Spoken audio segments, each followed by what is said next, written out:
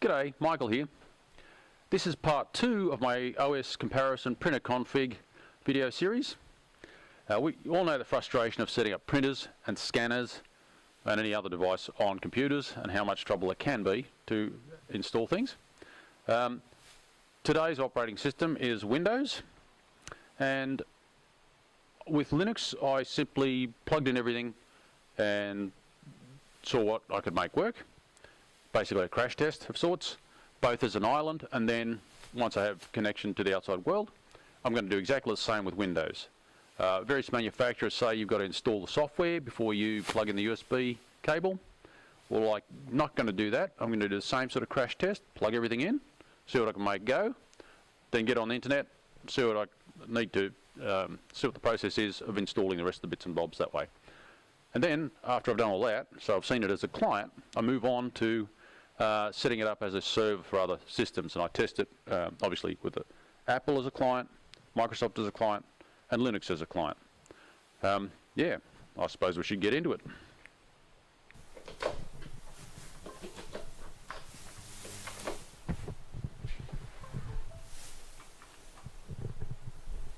You can obviously hear Windows has detected a couple of USB devices. I've got an icon to the control panel on the desktop here. Okay, now to discover the SX4500, it's discovered the Dymo, it's discovered the HL110. I'm going to go add a printer. It's found the WF7520 on the network, so the network's proven to be working. Actually, I'll zoom in so you can see what I'm seeing. Do you see what I see? Zoom, zoom. So it's found the Epson. That's all it's found. I'm just going to go next. Well, that sounds pretty good. It looks like I can do a print test page. So I'll do that. Test page has been sent to the printer. That's sounding promising. Where are we? There.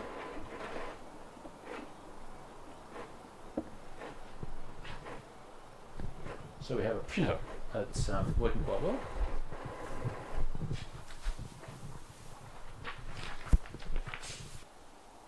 Windows test page.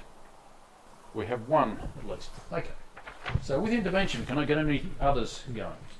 Close that. Finish that. I'll add another printer. I'll try that again because it may only see it as a one printer process. I want to make sure I'm giving everything the best opportunity. Now while that's doing that, I might actually run a command just to check that the I'll just check that the Lexmark is online and we've got the network running properly. And it should be 68.1.208. Well, that appears to be there. Anyway, so let's just try maybe talking to at least the Lexmark.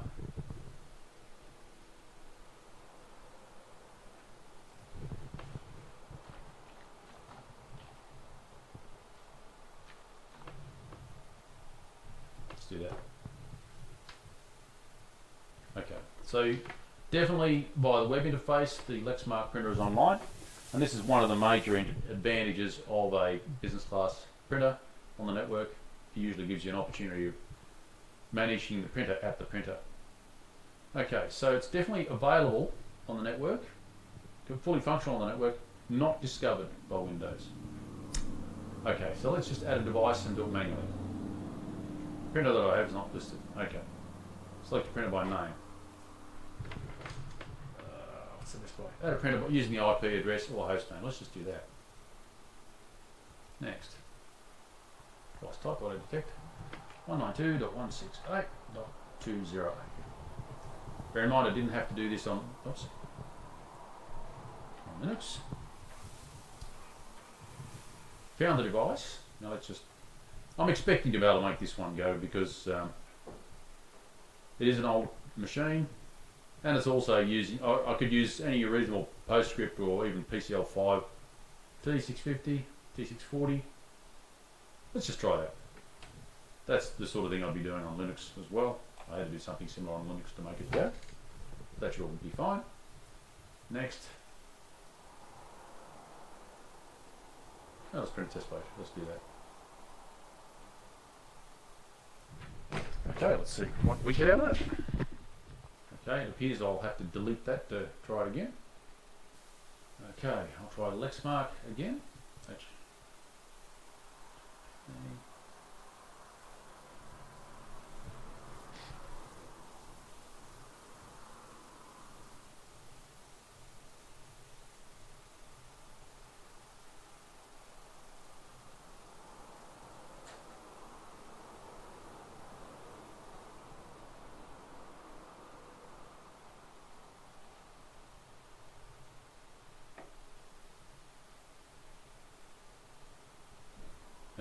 It is a Lexmark T620. I went through as 640.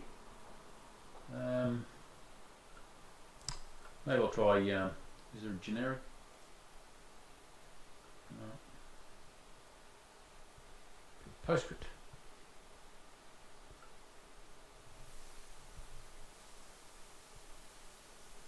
Generic, there we go. Text only.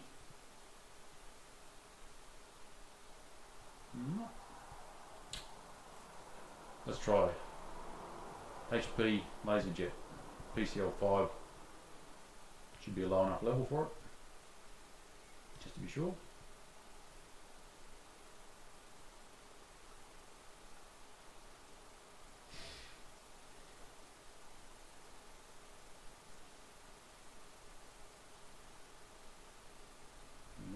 No.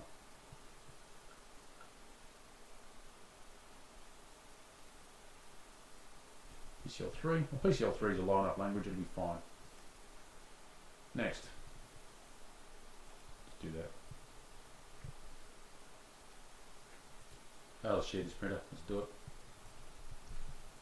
Your test page. We have a blank page. Okay. That's dysfunctional. Blank page. Everybody can see it, but it's blank page. Alright, so that was unsuccessful. So I'm going to put that in the fail bucket too. Okay, what about the CLP 610? I'll just get the details of its settings from it.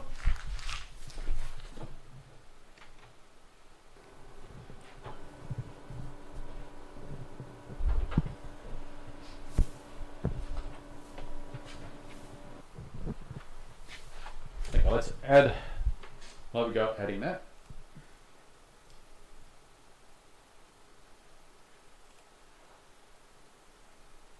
Try this one. Next. 192.168.1.247 is the IP address. Should find it. Okay, it's detected the right model. That's a good start.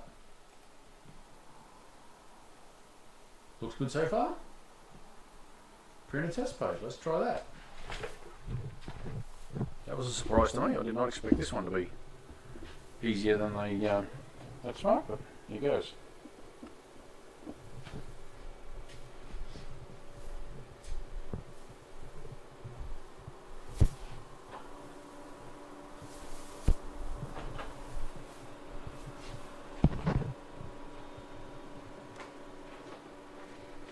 Perfect. I don't need to see that. It's all good. Okay, so we've got two printers.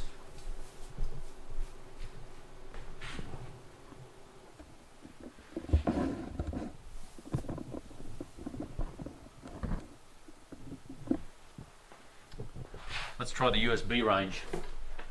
Okay, close that. So we've got two printers actually functional. That is the Epson and the Samsung network printers. Let's try this front row.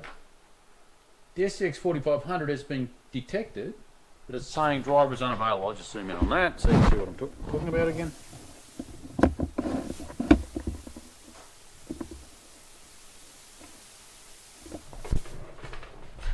It's saying the driver is unavailable. Okay. Right, so what else have we got going here? Dymo label writer. It says unspecified, so I'm not sure how that restricts us.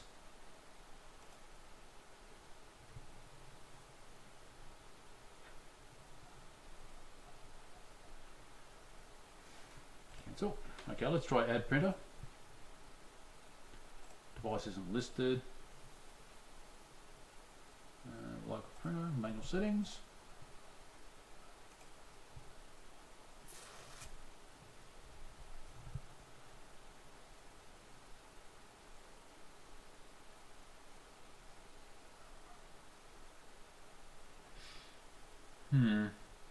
I'm given the virtual printer port option with the USB devices.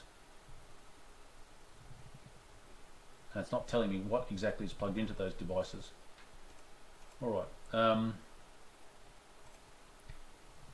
Auto detection didn't pick it up. I don't seem to be able to manually change the hardware settings. Driver.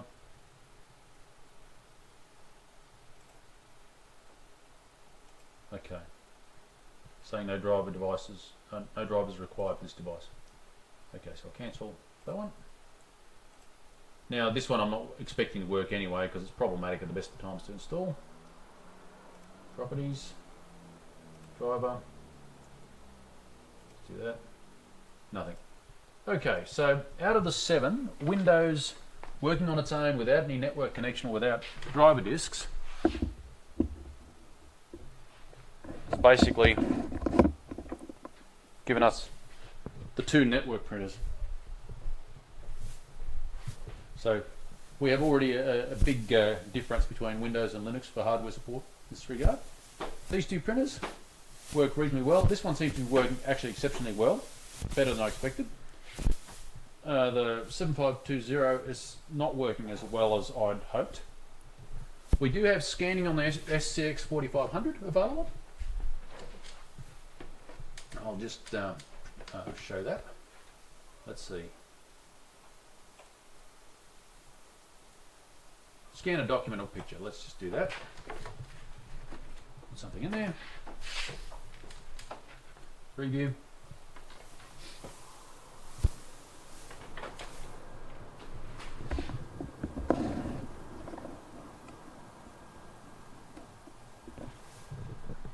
And that came up by itself. It did not require me to set anything up. So I'm very happy with that. Okay, so that's working fine. We've got a scanner. And what about the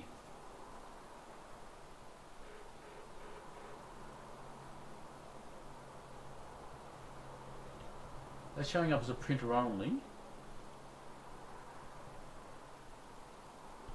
Okay, so the Epson 7520 is not showing up as a scanner.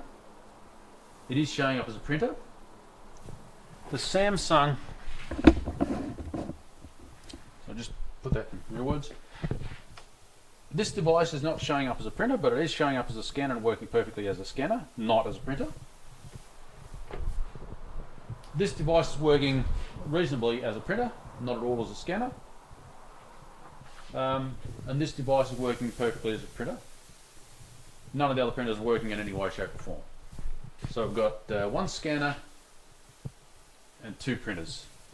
So in this case, Windows has really done a very poor result. Let's give it an internet connection and see if we can pick things up.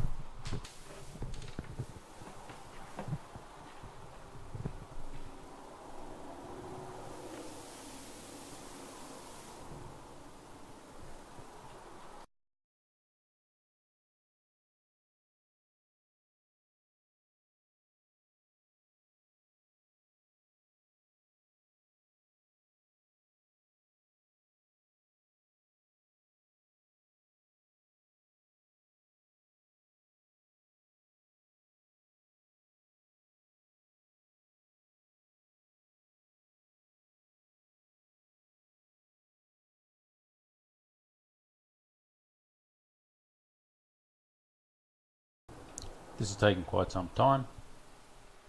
Oh, might be unlucky. Here we go.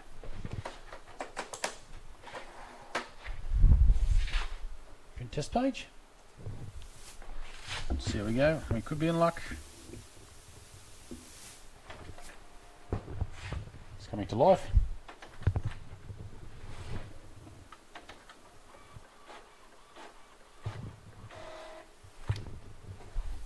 Okay, that worked pretty well perfectly. So there's a lot of grief and delay and fluffing around do get the machine going. In the end, it's all working fine. One thing, it is a bit annoying here that it is part of the commercial, I'm going to say, ethos, the whole way of looking at things. I've got 18% saving and free delivery. Go buy Epson ink online, yada yada. So I'm being advertised to for the very sake of being using commercial software. This is a little incidental side effect of using Windows that I hadn't anticipated. But that's something with open source software, you're not bombarded with advertising. Your machine is yours and you have private space. Okay, printing itself, perfect, all good. Now, let's just try the scanning. So the result we get with scanning. Close, okay, next. So I should have a comprehensive lot of software. Let's just see what I've got here. Oh, goodness, now they want me to register it as well. I don't want to. Okay, now, let's just go back to our little scanning utility again.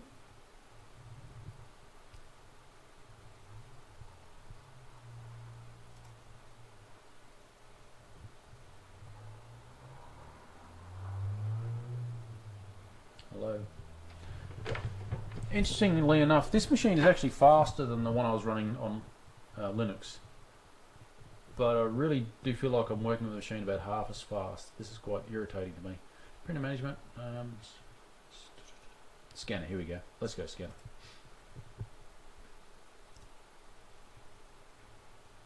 Epson scan, let's do that.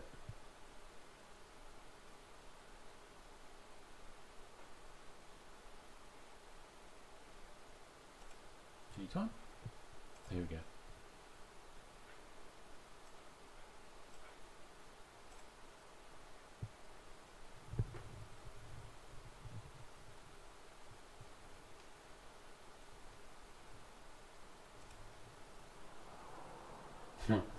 So I've got different modes of running. Full auto mode, home mode, office mode, professional mode. I don't know what that consists of. I guess using the front panel perhaps on the actual scanner might be a possibility. I'm going to put this test page in the scanner just to give me something to scan. Okay, what have we got? Customize.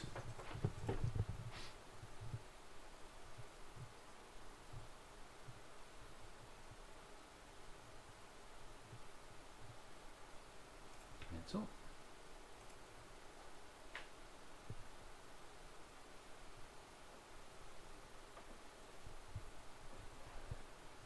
I'm not familiar with this software, so if I'm not doing the right thing, forgive me. I haven't actually used Epson Windows-based software, so I'm finding my way around it as well.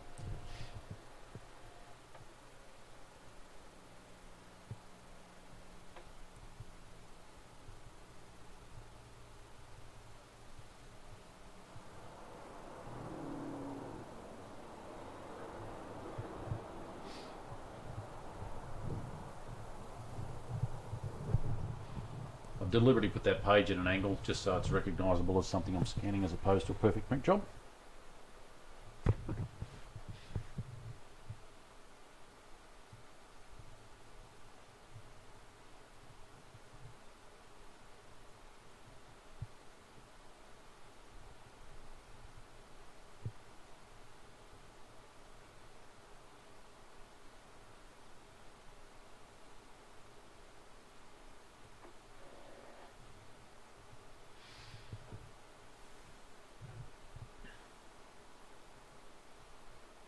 Okay, that's what that looks like.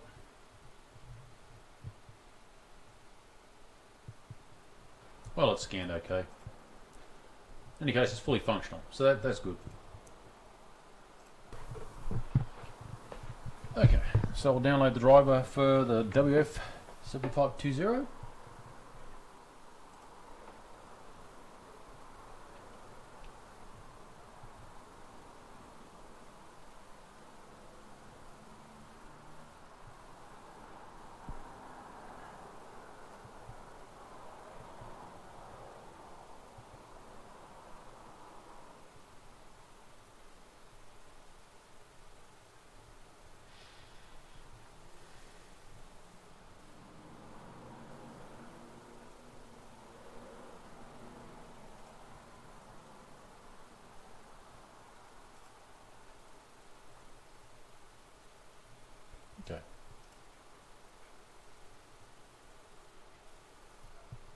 That seems to be much quicker download than the one for the XP600.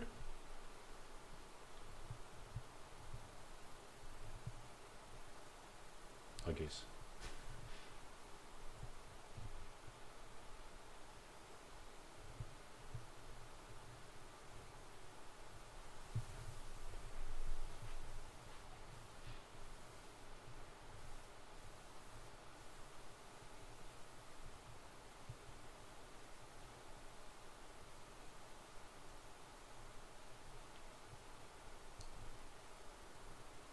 While I'm at it, I might also Lexmark T620 download.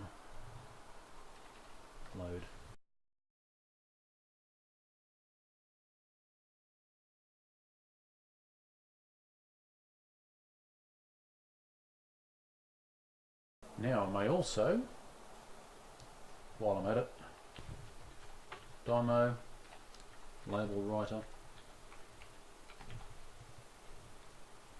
450.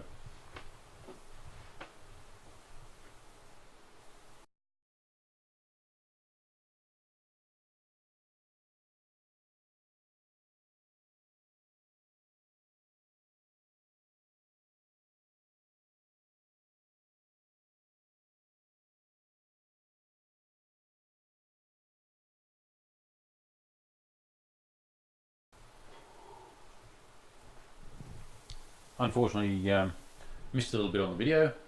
But here goes. Oh, Joe 1. Properties.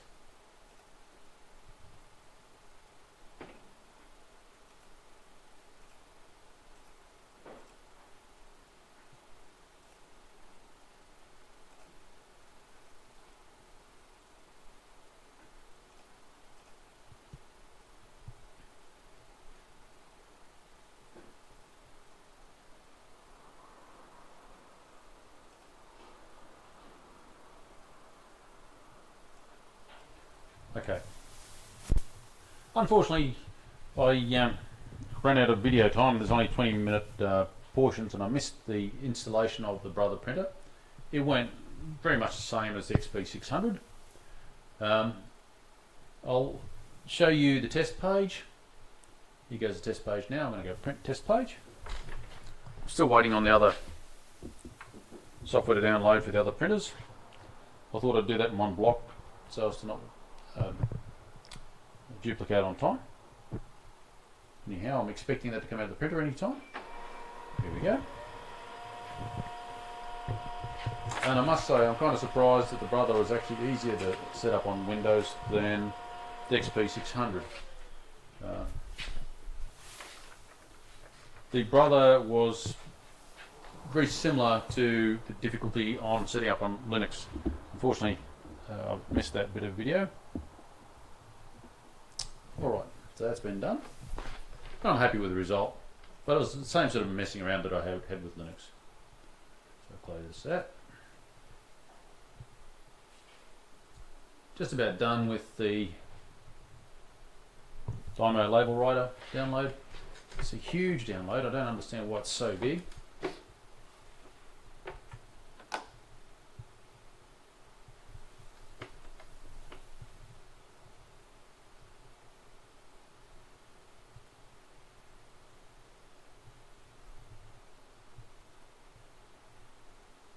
View the downloads.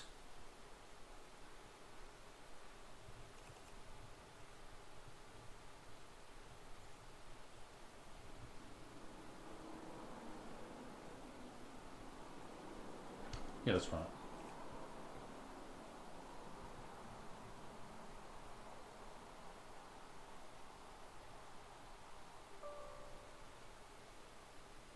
Dymo, yes.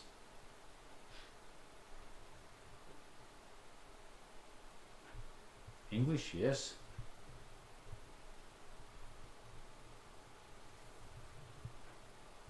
Close that.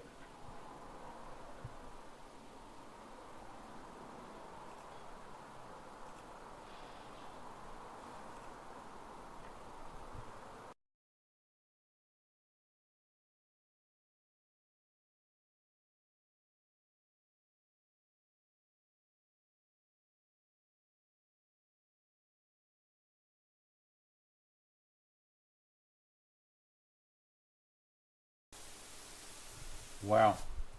We're at about the 10-minute mark of the installation of the Dymo label writer. Complete. Finish. Yay. Okay.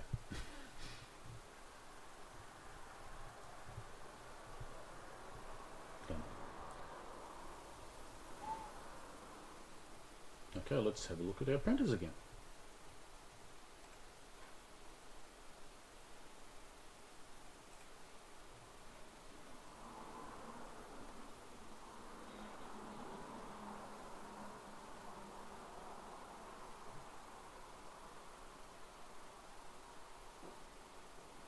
Odd.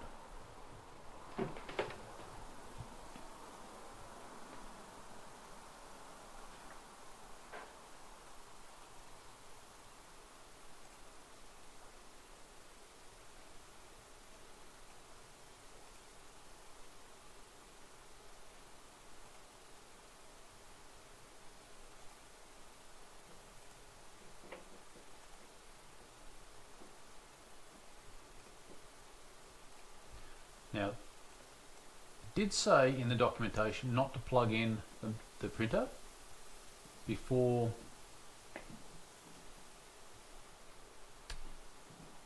installing the software. But that doesn't seem to have bothered it. Okay, so here we have a label that's been spurted out of the printer. So that's worked okay. That was a very tedious, long-winded thing. It was ages to download, ages to install. I think the associated time with the label writer was getting close to half an hour, all things said and done, to install. Quite surprising. Quite disappointing, in fact. Okay, it's working perfectly, of course, finally, but it's very slow installation. What was the next one? Okay, back to downloads. The Lexmark drivers. Let's go with that.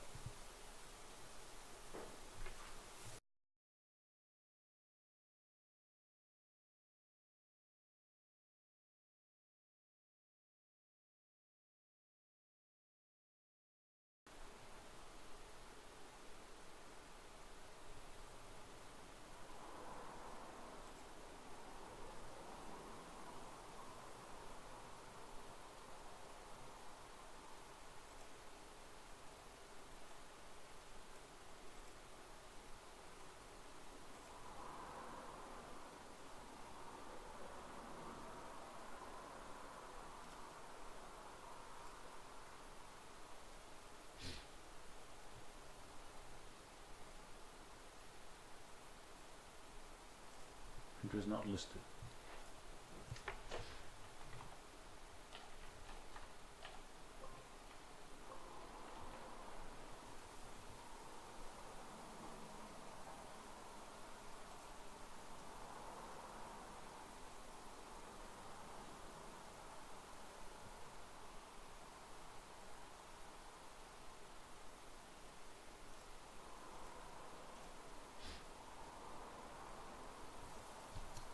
Printer is not listed. I'll double check that I'm not talking nonsense here. I need to check that I've got 192.168.1.208.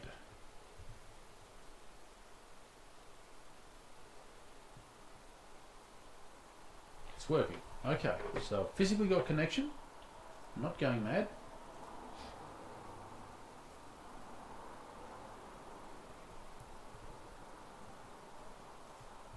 What options do we have? I've tried a number of times this setup here, so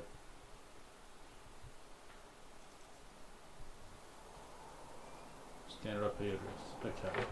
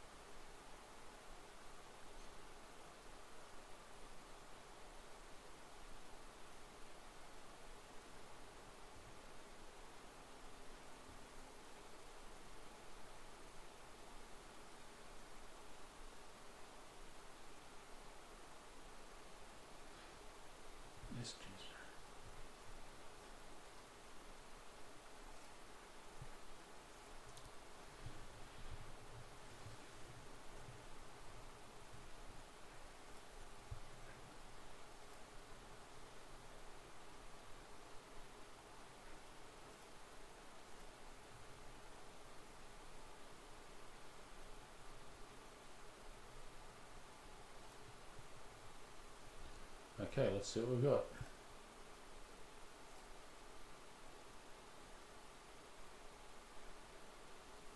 Okay, let's try that. It's recording, yep. So it's printing.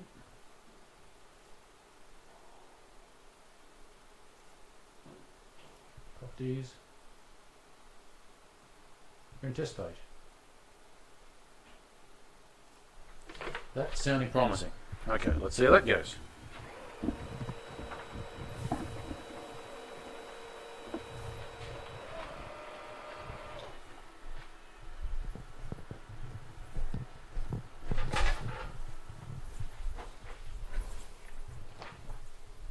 Perfect. All right.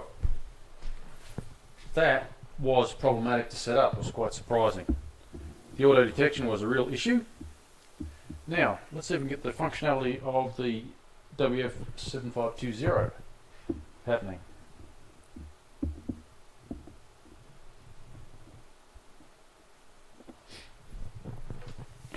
I think you'd agree the layperson would have had quite a bit of difficulty just finding their way around that setup. I think that would be in the too hard basket for most average users. Let's try the workforce. I'll just close that so I'm looking at. I believe that's it. See how we go.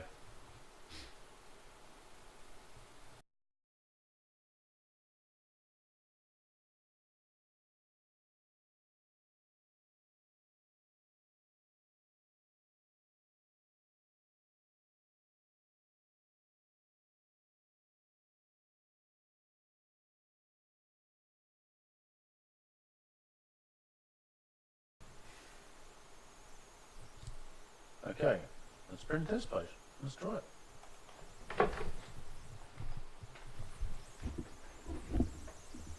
Some lights.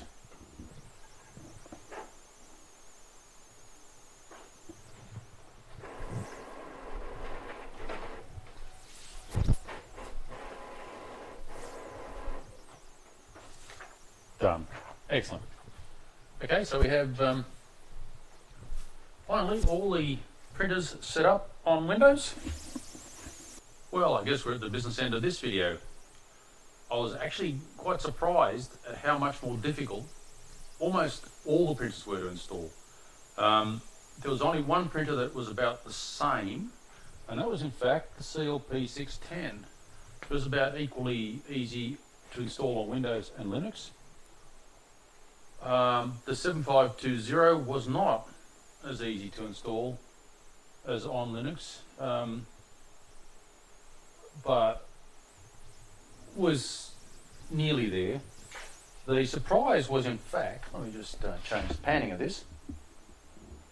The real surprise here, the SCX 4500 was absolutely effortless on Linux. I just had to plug it in and turn it on and it just worked in every way, shape or form. The XP600 was more problematic on Windows quite a bit. I actually have not installed, I have not recorded the ad nauseum, tedium type parts of the installation because otherwise viewers would not be watching this video anymore. So I've had to try and cut things short, but I was really disappointed with the absolute slowness of the installation here. 5 out of the 7 on Linux basically came up with either automatic detection in the case of the SCX 4500 or just a minor selection process. The T620 was not discovered by the system. I had to basically give that a forced address. On Linux, it just basically turned up. It was a matter of just clicking on which driver. If you watch my other video, you'll see in detail what I'm talking about. The Dymo label writer was the actual, it was the slowest install. There was quite a long download process. So this little guy here on Windows created the biggest job. So the littlest printer was really the biggest job. And the Lexmark, considering it's a really, actually quite an easy thing to set up, and it's a very dependable and high performance printer, and it's not the newest, I would have expected that to be one of these system included drivers with Windows, I'm quite disappointed. I can't even say that there's a fair comparison. I think saying that Windows had